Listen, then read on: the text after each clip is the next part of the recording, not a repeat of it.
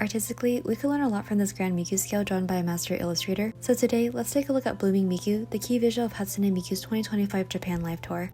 You might recognize the art style from none other than Yonayama Mai, an illustrator with a chock-full portfolio ranging from art books, key visuals, outfit designs, and of course, figures, which mostly comprise of Evangelion characters under the Radio Wave series, or Miku. Years after release, this 2016 Miku is still very sought after with quite the aftermarket. I'm sure most of us are also looking forward to this Goddess Miku set for a December release. I did make a feature video on her a while back if you're interested in watching. Back to Blooming Miku, I saw her on display at the Anime Expo Good Smile booth, and much like other Grand Good Smile figures like Strawberry Miku or Pinky Promise Sakura, she is certainly a centerpiece. There's actually a special page just for Blooming Miku, and while it is regretful the page isn't as in-depth as Pinky Promise Sakura or Wedding 02, it's still a fun read. There's a feature on the flowers of which they mention the creation of over 100 paint samples and a gradient style paintwork to give a dewy appearance. You might miss the fun translucent shoes, so they made sure to give feature to that as well. Yonayama Mai herself, as well as sculptors Kawahara Takayuki and color producer Iwabitsu also shared notes on their process, so I recommend checking it out.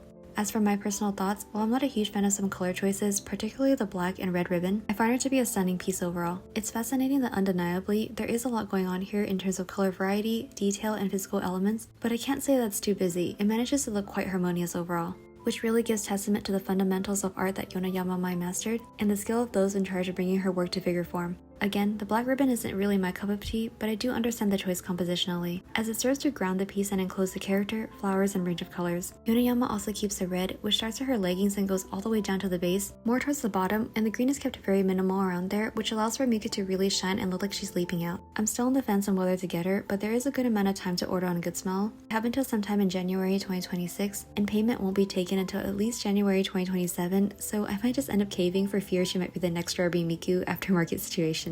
Also, that face is just so darling. Let me know your thoughts, and as always, thank you for tuning in.